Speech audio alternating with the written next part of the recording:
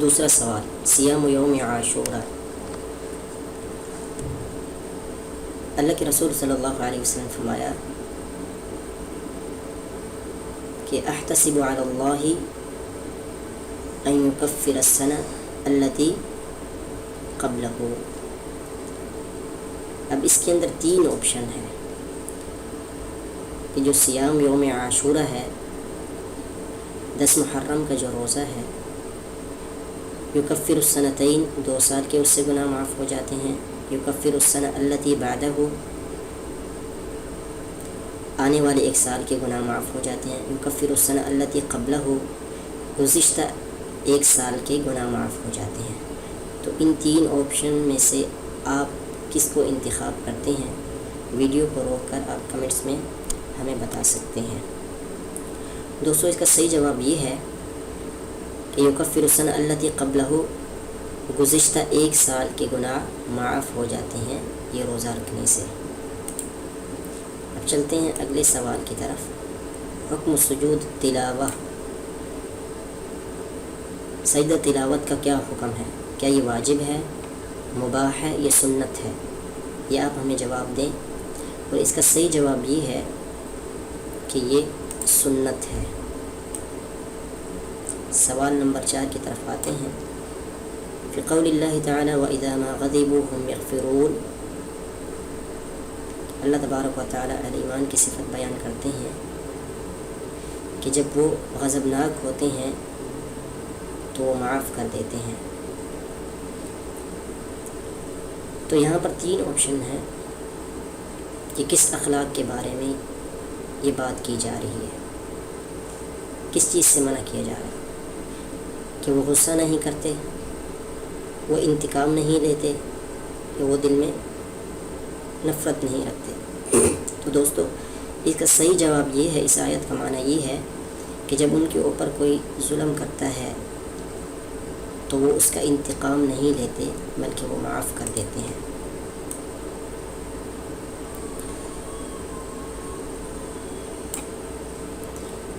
پانچواں سوال ہے، من الوسائل الشرعیہ لانکار المنکر، کہ جب ہم کسی ایسے عمل کو دیکھیں کہ جو شریعت کے مخالف ہو، منکر عمل ہو، تو ایسے کرنے والے کے ساتھ ہمیں کیا سلوک کرنا چاہیے؟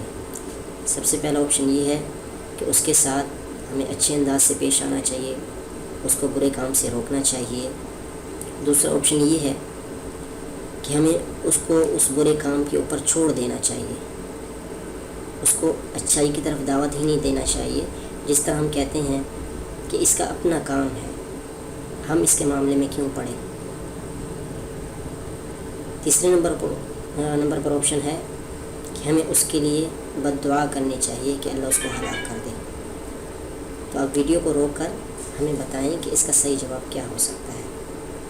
اس کا صحیح جواب یہ ہے کہ ایسا شخص جو برائی کے اندر مبتلا ہوتا ہے، ہمیں چاہیے کہ اچھے انداز سے ہم اس کو دعوت دیں اور اس برائی کے بارے میں ہم اس کو بتائیں اور اللہ کی طرف ہم اس کو لے کر آئیں۔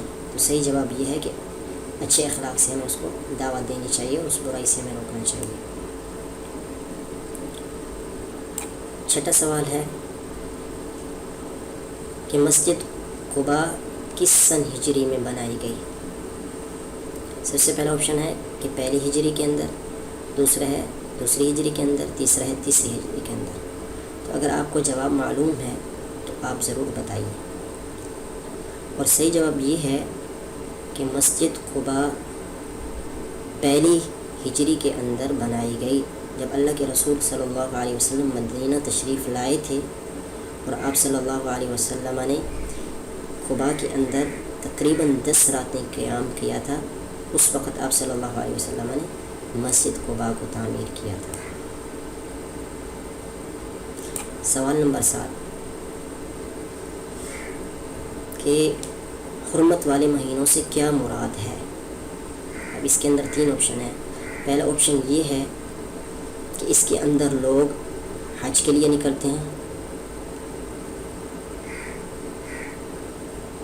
چوتھا یہ ہے کہ اس کے اندر کوئی بھی اللہ کی نافرمانی کا کام کرنے سے منع کر دیا گیا ہے، اور یہ دوسرے مہینوں کے مقابلے میں زیادہ خطرناک ہوتا ہے اور زیادہ گناہ کا سبب بنتا ہے۔ تیسرا آپشن یہ ہے کہ یہ حرمت والے مہینے وہ ہیں جس کے اندر نکاح نہیں ہو سکتا۔ تو ان تینوں میں سے صحیح آپشن کون سا ہے یہ آپ ہمیں بتائیں۔ صحیح آپشن یہ ہے کہ یہ مہینے حرمت والے ایسے ہیں کہ جن کے اندر اللہ تعالیٰ کی نافرمانی کرنا، ظلم کرنا، کسی پر زیادتی کرنا سختی سے منع کیا گیا ہے، کیونکہ ان کی حرمت کی وجہ سے اگر ہم ان کے اندر گناہ کریں گے تو اس کا گناہ ہمیں باقی مہینوں کی نسبت زیادہ ملے گا۔ سوال نمبر 8، صام النبی صلی اللہ علیہ وسلم یوم عاشوراء لأنہ اليوم الذی، آپ صلی اللہ علیہ وسلم نے یوم عاشوراء کا روزہ رکھا کیونکہ وجہ کیا تھی؟ پہلا آپشن ہے کہ اللہ کے نبی صلی اللہ علیہ وسلم کے پاس اسی دن وحی نازل ہوئی۔ دوسرا آپشن ہے کہ کعبے کی تعمیر اسی دن مکمل ہوئی۔ تیسرا آپشن ہے کہ نجى اللہ فیہ موسیٰ من فرعون، کہ اللہ تبارک و تعالی نے موسیٰ علیہ السلام کی قوم بنی اسرائیل کو فرعون سے اسی دن نجات دی تھی۔ تو دوستو، کیا آپ کو اس سے پہلے اس کا جواب معلوم ہے؟ ہم آپ کو بتاتے ہیں۔ اس کا صحیح آپشن یہ ہے کہ اللہ کے نبی صلی اللہ علیہ وسلم جب مدینہ تشریف لائے تو یہودی 10 محرم کا روزہ رکھتے تھے، تو آپ صلی اللہ علیہ وسلم نے فرمایا کہ یہ روزہ کیوں رکھتے ہیں؟ صحابہ کرام سے پوچھا تو انہوں نے بتایا کہ یہودی اس لیے یہ روزہ رکھتے ہیں کیونکہ موسیٰ علیہ السلام جو ان کے نبی تھے، ان کو اللہ تعالیٰ نے فرعون سے نجات دی تھی، تو شکرانے کے طور پر یہ روزہ رکھتے ہیں۔ تو آپ صلی اللہ علیہ وسلم نے فرمایا کہ موسیٰ، ان سے زیادہ تو موسیٰ پر ہمارا حق ہے، کیونکہ انبیاء ایک دوسرے کے بھائی ہوتے ہیں، دینی بھائی ہوتے ہیں۔ تو آپ صلی اللہ علیہ وسلم نے فرمایا کہ ہم بھی روزہ رکھیں گے۔ سوال نمبر 9، آپ صلی اللہ علیہ وسلم نے یہودیوں کی مخالفت کرنے کا حکم دیا 10 محرم کے روزے کے حوالے سے، اور وہ حکم کیا ہے؟